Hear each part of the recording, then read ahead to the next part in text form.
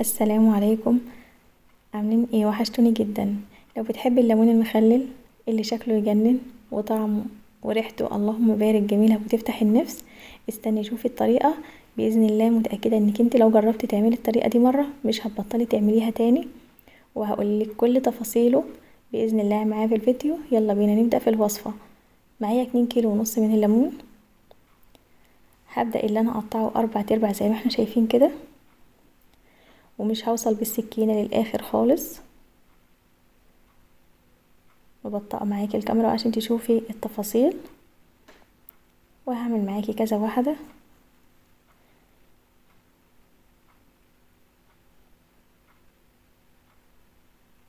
واتمنى ان انت تحطي الاشتراك واللايك وكومنت جميل زيك عشان يوصلك مني ان شاء الله كل جديد.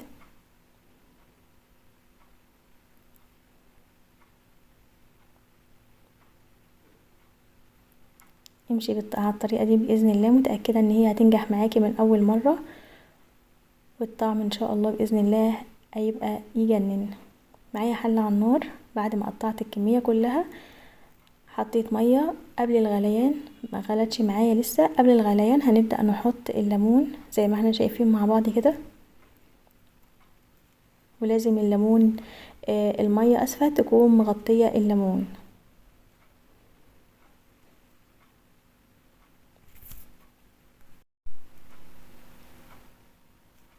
وهنا بعد ما عدى 12 دقيقة بالظبط بعد الغليان بقى هنعد 12 دقيقة بالظبط، وبعد كده هطفي عليه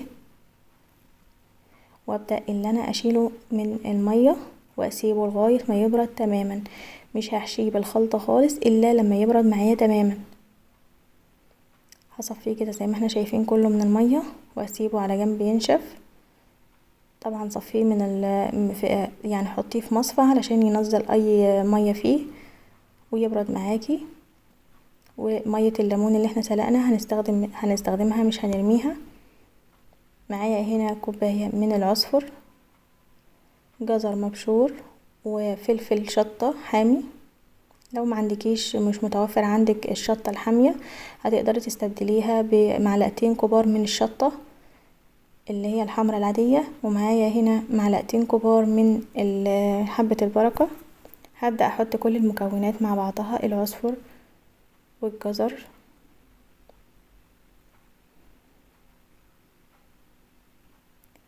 والشطة. طبعا الشطة تعتبر مادة حافظة لليمون، فلا قلنا لو مش متوفرة عندك هتبدأي تستبدليها بشطة اللي هي العادية خالص.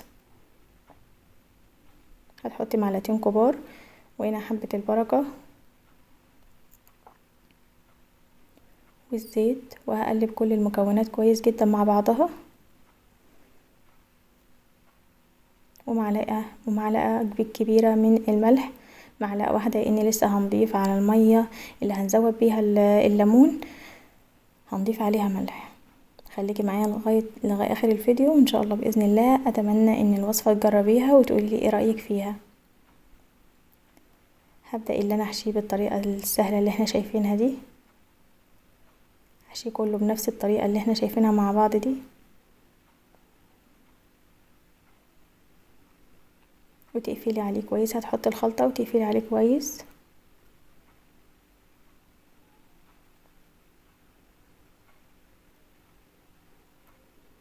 اتمنى تاخدي جولة في القناة كده وتقولي لي ايه رأيك في الفيديوهات اللي انا بقدمها لكم. وباذن الله هنعمل مع بعض وصفات كتير اقتصادية، وهنزل لكم باذن الله الفيديو الجاي باذن الله. استنوا روتين للمطبخ هيعجبكم جدا ان شاء الله، وازاي نسهل على بعض ترويق المطبخ وتنظيفه. هي القناة هتبقى عبارة ان احنا هنعمل فيها وصفات وروتين للمطبخ، وهسهل عليكم كل حاجة بإذن الله. وخليكي معايا واشتركي في القناة، وبإذن الله أتمنى يعني بإذن الله ومتأكدة يعني ان القناة هتعجبك ان شاء الله. هنا حشيت الكمية كلها زي ما احنا شايفين مع بعض.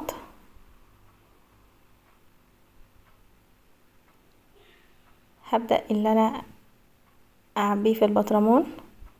طبعا لو انتي عندك بطرمان مستعمل قبل كده هتبدأي اللي انتي تعقميه ازاي. هتجيبي مية دافية وهتحطي فيه نص كوباية من الخل ومعلقتين من الملح وتغطيه وتسيبيه شويه، وبعد كده ترجعي تشطفيه وتغسليه كويس جدا وتنشفيه. يبقى احنا كده عملنا عمليه تعقيم للبطرمان اللي احنا هنستعمله مره تانية.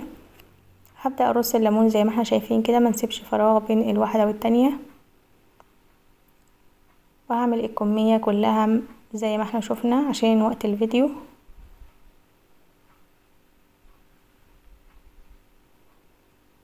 وبعد كده هبدأ اعمل محلول المخلل.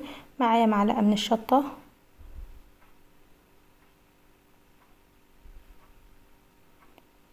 ربع كوبايه من الليمون. طبعا الليمون اللي احنا عصرناه مش هنرميه، ان احنا هنستخدمه دلوقتي.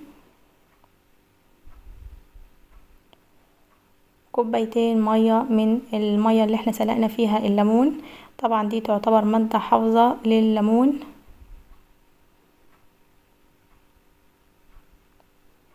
وهبدأ احط كمان 3 كوبايات. طبعا كمية المية على حسب البطرمان اللي هنستخدمه. انا استخدمت بالظبط 5 كوبايات، ولكل كوباية مية معلقة مليانة من الملح، معلقة كبيرة مليانة من الملح. وهبدأ اللي انا ادوب الملح زي ما احنا شايفين كده، واحط القشر على الوش اللي احنا عصرنا بيه الليمون.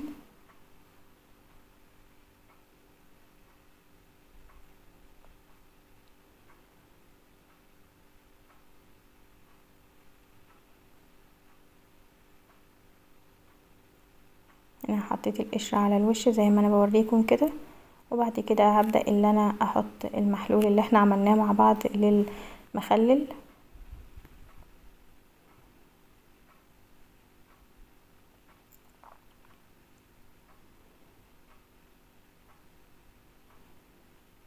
طبعا هعبي شوية كده وبعد كده اقلبه كله مرة واحدة.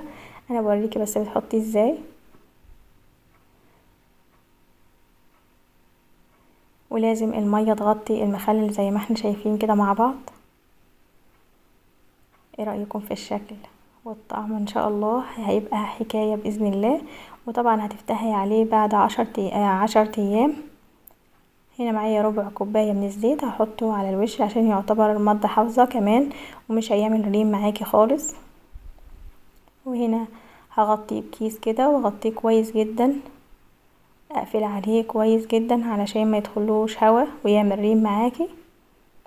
واركينه بقى على جنب لمدة 10 ايام. وكل ما تسيبيه اكتر كل ما يبقى معاكي زبدة واحسن كمان ان شاء الله باذن الله. وطبعا اول ما تفتحي عليه وتستخدميه هتدخليه التلاجة.